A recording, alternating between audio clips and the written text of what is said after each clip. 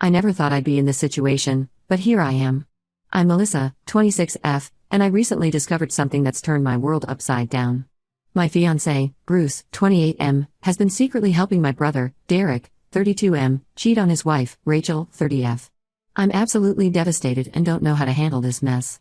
Let me give you some background. Bruce and I met 5 years ago at a mutual friend's barbecue. I remember it like it was yesterday. I was helping set up the food table when Bruce walked in with a homemade apple pie.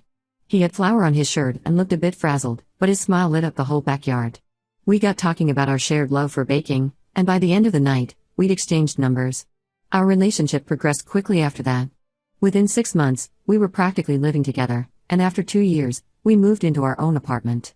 Bruce proposed 6 months ago during a weekend getaway to the beach where we had our first vacation together. It was perfect. He got down on one knee at sunset, and I couldn't have been happier. We were planning our wedding for next summer, and I thought everything was perfect. Derek and Rachel have been married for 7 years and have 2 adorable kids, a 5-year-old boy named Ethan and a 3-year-old girl named Lily. Derek and I have always been close, despite our 6-year age gap. When we were kids, he was always there to protect me from bullies at school or to cheer me up when I was sad. I remember when I was 10, I didn't make the school choir, and I was devastated. Derek, who was 16 at the time, sat with me all evening and helped me make a Melissa's Awesome Mix CD of all my favorite songs. He told me I didn't need a choir to be a star. When Derek started dating Rachel in college, I was thrilled. She quickly became like a sister to me. I was in high school at the time, and Rachel would often come over to our house to hang out. She'd help me with my homework, give me advice about boys, and even taught me how to apply makeup.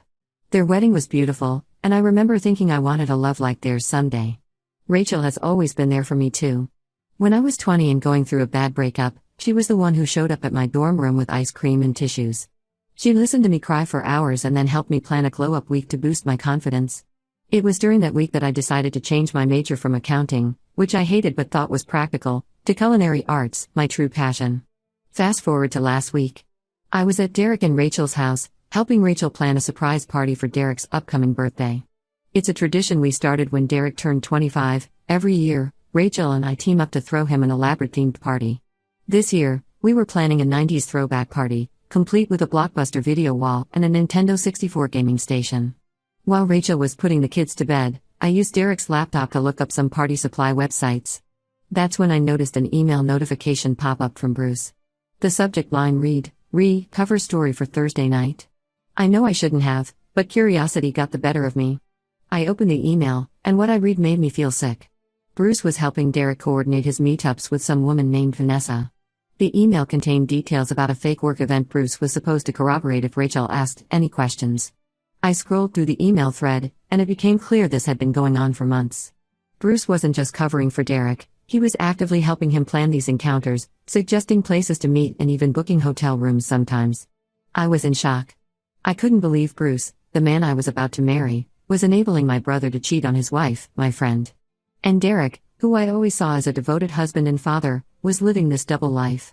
I thought back to all the family dinners, game nights, and vacations we'd had together. How many of those times had Derek been lying? How many times had Bruce sat across from Rachel, knowing he was helping her husband betray her? I didn't confront Rachel that night. I made up an excuse about feeling sick and left, my mind reeling. Over the next few days, I tried to act normal around Bruce, but it was hard. Every time he touched me or said I love you, I felt like I was going to throw up. He must have noticed something was off because he kept asking if I was okay. Yesterday, I couldn't take it anymore. I confronted Bruce when he got home from work. I told him I knew about the emails and Derek's affair. At first, he tried to deny it, but when I mentioned specific details from the emails, he broke down. Bruce admitted he'd been helping Derek for about 8 months. Apparently, Derek had confided in him about feeling unhappy in his marriage and attracted to a coworker, Vanessa. Bruce said he initially tried to talk Derek out of it, but when he realized Derek was determined to pursue the affair, he decided to help minimize the damage. I was furious. I asked Bruce how he could betray my trust like this, how he could be okay with Derek betraying Rachel. He tried to justify it by saying he was just being a good friend to Derek, that he didn't want Derek to get caught and hurt Rachel even more. He said he thought if Derek got it out of his system, he might realize what he had with Rachel and end things with Vanessa. I couldn't believe what I was hearing. It was like I didn't even know the man standing in front of me. This wasn't the Bruce who held me when I cried after my grandmother passed away last year. This wasn't the man who surprised me with cooking classes for my birthday because he knew how much I loved experimenting in the kitchen. Who was this person who could lie so easily, who could watch Rachel play with her kids and know he was helping destroy their family? I told Bruce I needed space and that he should stay with a friend for a while. He left, looking defeated. As soon as the door closed behind him, I broke down crying. I cried for Rachel, for those beautiful kids, for the brother I thought I knew, and for the future I thought I had with Bruce. Now, I'm sitting here, trying to figure out what to do. Should I tell Rachel? She deserves to know, but I'm terrified of destroying her family. And what about my relationship with Bruce? Can I ever trust him again after this? I keep thinking about Rachel's 30th birthday party 2 months ago. Derek gave a beautiful speech about how lucky he was to have her as his wife and the mother of his children. Was he already involved with Vanessa then? Was that whole speech a lie? I feel like I'm stuck between a rock and a hard place. My loyalty to Rachel is battling with my instinct to protect my brother, even though I know what he's doing is wrong. And then there's Bruce, the man I thought I'd spend my life with, who's been lying to me all this time. I don't know how to move forward from here. Every option seems like it will cause pain to someone I care about. How do I choose between my brother, my friend, and the man I thought I'd marry? Any advice would be appreciated. Update 1, it's been 2 weeks since my last post, and a lot has happened. I want to thank everyone for their advice and support. It really helped me navigate this difficult situation.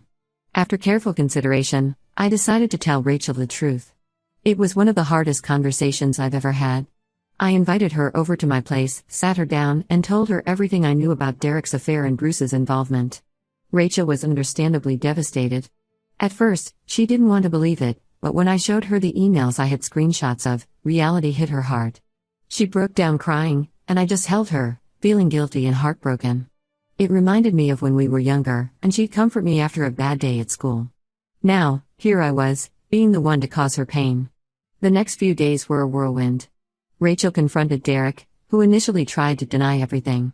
But when she mentioned the emails and Bruce's involvement, he finally confessed.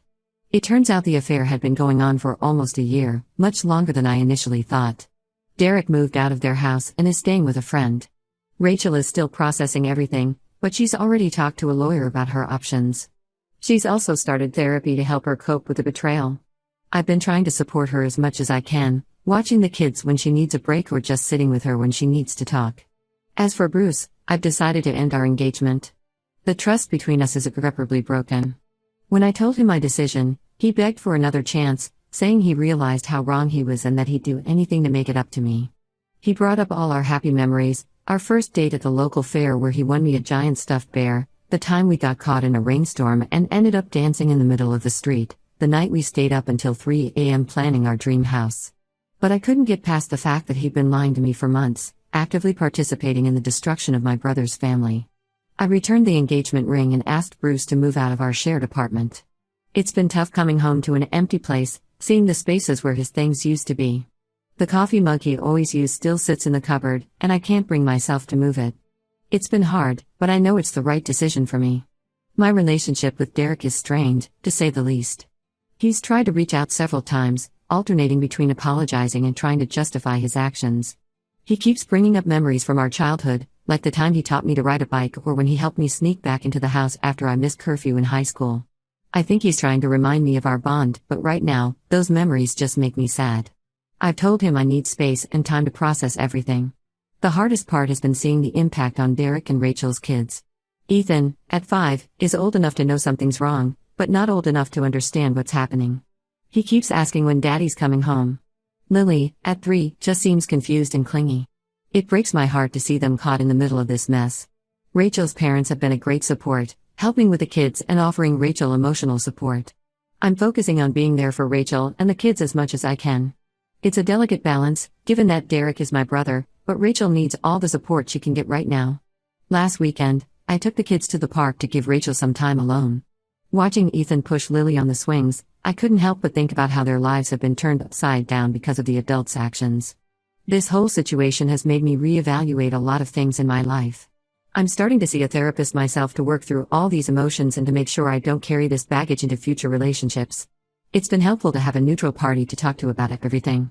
I've also been throwing myself into my work at the bakery. Kneading dough and decorating cakes has always been therapeutic for me, and now more than ever, I'm grateful for that outlet. My boss has been understanding about the situation and has even let me experiment with some new recipes to keep my mind occupied. I know there's still a long road ahead, especially for Rachel and the kids, but I'm hopeful that with time, we'll all be able to heal and move forward. Right now, I'm just taking it one day at a time and trying to be there for the people who need me. Update 2. It's been about 2 months since my last update, and things have continued to evolve. I wanted to share some developments and reflect on how this situation has changed all of our lives. Rachel has filed for divorce. After attempting marriage counseling for a few weeks, she decided she couldn't move past Derek's betrayal. The divorce proceedings have started, and it's been a difficult process for everyone involved. Rachel's been staying strong for the kids, but I know she's hurting. We've had a few late-night talks where she's opened up about feeling like she wasn't enough, wondering if there were signs she missed. It's heartbreaking to see her question herself like this. Derek, to his credit, isn't contesting anything in the divorce. He's agreed to Rachel's terms regarding custody and asset division. I think the reality of what he's lost has finally hit him. He ended things with Vanessa, his affair partner, realizing that she wasn't worth destroying his family over. Last week, he called me in tears, saying he'd give anything to turn back time. It was hard to hear him so broken, but a part of me felt he needed to feel the full weight of his actions. I've had a few conversations with Derek since everything came to light. While I'm still hurt and disappointed by his actions, I'm trying to maintain some kind of relationship with him. He's my only sibling, and despite everything, I can't just cut him out of my life completely. He started individual therapy to work on himself and understand why he made the choices he did. He's also been making an effort to be a better father, taking the kids for his designated times and trying to create a stable environment for them at his new apartment. Rachel and the kids have moved in with her parents temporarily. She's looking for a new place of her own, wanting a fresh start away from the home she shared with Derek.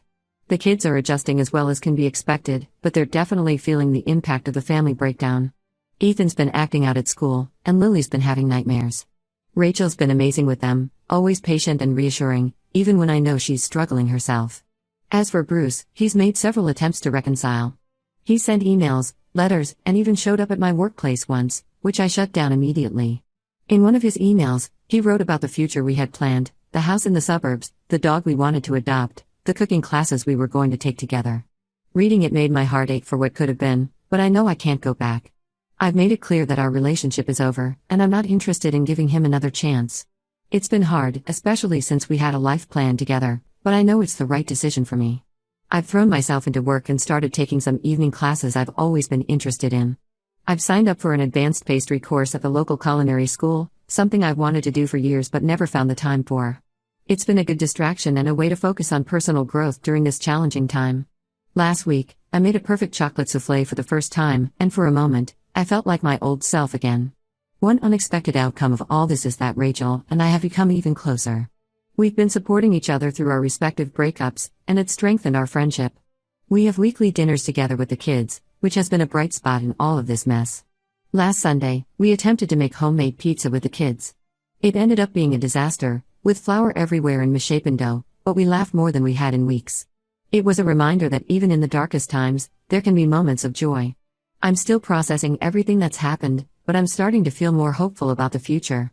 This experience has taught me a lot about the importance of honesty, trust, and staying true to my values.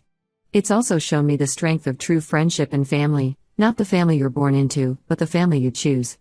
Update 3. It's been 6 months since this whole ordeal began, and I wanted to provide a final update on how things have settled. Rachel's divorce from Derek was finalized last month. She's moved into a new house with the kids and is slowly rebuilding her life. She's started a new job at a local marketing firm and seems to be finding her footing as a single mom. The kids are adjusting well to their new routine, splitting time between Rachel and Derek. Ethan's behavior at school has improved, and Lily's nightmares have become less frequent. Last weekend, I helped Rachel paint the kids' new rooms. We went with a space theme for Ethan and a fairy garden for Lily. Seeing their faces light up when they saw their new rooms was a beautiful moment. Derek has maintained his commitment to therapy and is working on being a better father in person. He and Rachel have established a civil co-parenting relationship, which I'm grateful for, especially for the sake of the kids. They're not friends, but they can be in the same room for school events and kid handoffs without tension.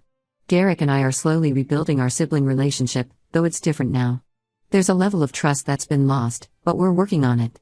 We've started having monthly dinners, just the two of us, to reconnect and work through our issues. As for me, I've made some big changes in my life.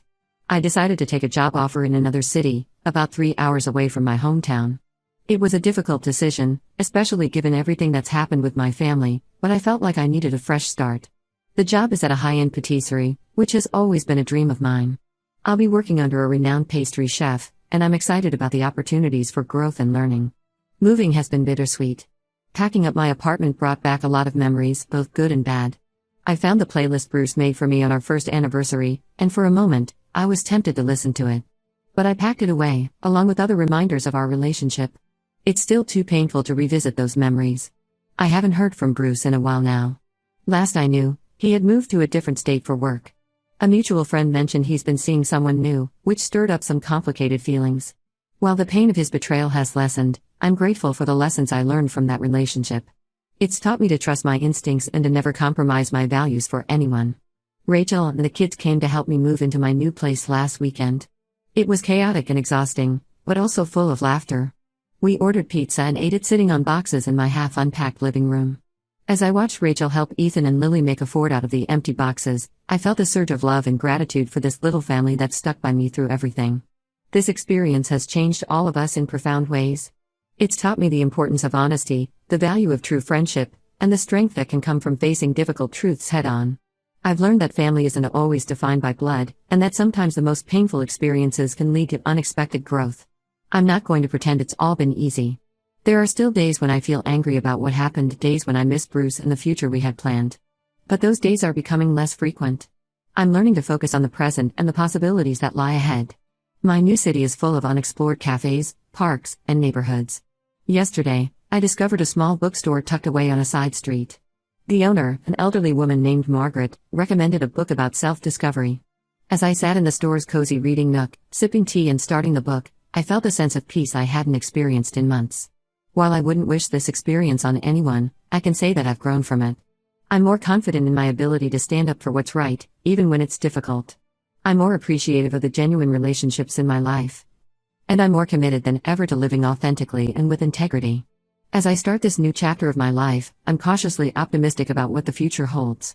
I'm excited about my new job, looking forward to exploring my new city, and open to the possibility of new relationships, both friendships and maybe, someday, romance. But for now, I'm focusing on myself, my career, and being there for Rachel and the kids. Thank you all for your support throughout this journey. Your advice and kind words have meant more than you know. If there's one thing I've learned from all of this, it's the power of community, even an online one, to help us through our darkest times. I hope my story can help others who might be going through similar situations. Remember, it's okay to prioritize your own well-being, to set boundaries, and to walk away from relationships that no longer serve you.